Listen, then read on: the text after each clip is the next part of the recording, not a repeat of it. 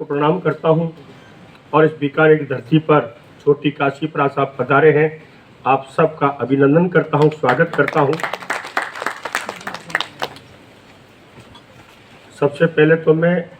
आपका आभार इसलिए करता हूं कि आपने मुझे यहाँ बुलाया और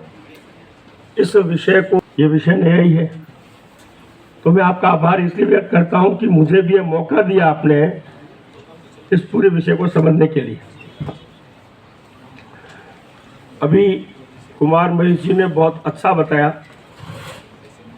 और दलजीत सिंह जी ने भी इतिहास और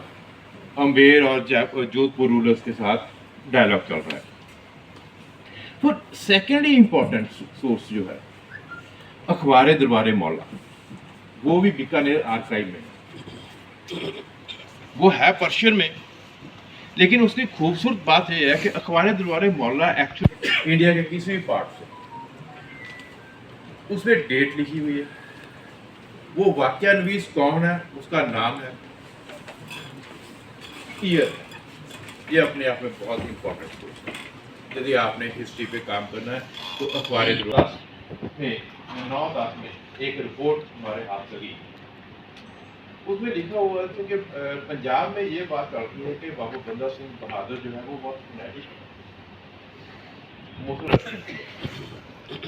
और उसकी सबसे ज़्यादा जो सोर्स है, इम्पोर्टेंट सोर्स जिसकी मैं बात करना चाहता हूँ, इसमें 1710 में वो सोर्स मिला बीकानेर आर्काइव में। उसमें लिखा है कि बाबा बंदा सिंह बहादुर की फौज में 5000 पठान सैनिक हैं, जिसको वो सैलरी देता है। यहाँ के लोगों के लिए माँ भारती के चरणों में नमन। सबसे पहले तो मैं यहाँ जो राष्ट्रीय स्तर की सेमिनार हुई है, मैं इनका आभार व्यक्त करता हूँ। उनको जो बाहर से आए उनका मैं स्वागत करता हूँ इस छोटी काशी बीकानेर में। और यह जो सेमिनार है यह आने वाली पीढ़ी के लिए बहुत महत्वपूर्ण है, क्योंकि यहाँ जो मंथन होगा और वर्तमान में जो अभिलेखागार ने, आर्काइव विभाग ने जो किया है, क्योंकि अब जब हम आर्काइव में जाते हैं तो वहाँ के जब कागज़ देखते हैं तो ऐसा लगता है कि ये कितने दिन और चलेंगे, लेकिन 2011-12 से यह डिजिटल का काम शुरू हुआ और उसके बाद बहुत सा, यानी अभी जैसे 1,80,00,000 दस्तावेज जो इन्होंने है डिजिटलाइज कर दिया है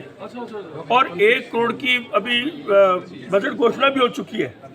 और 1.5 करोड़ जो इन्होंने जो राजस्थान ई आर्काइव मैनेजमेंट सिस्टम है उसमें भी इन्होंने वो डिजिटलाइज कर दिया है। तो ये बहुत आने वाले समय के लिए बहुत अच्छा है हमारे लिए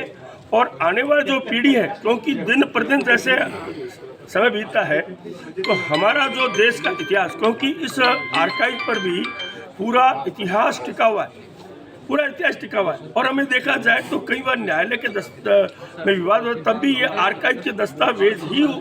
वहाँ जब प्रस्तुत किए जाते हैं तो उसका निर्णय होता है। इसलिए जो सेमिनार जो वर्तमान हो रही है, क्योंकि यहाँ भी और कैसे किया जाए, तकनीकी रूप से आगे कैसे बढ़ाया जाए, कैसे क्या, इस प्रकार यहाँ गोष्ठी में होने वाला है सेमिनार में। तो यह आने वाली पीढ़ी के लिए और हम सब के लिए बहुत अच्छा होगा और इसीलिए यह सेमिनार बहुत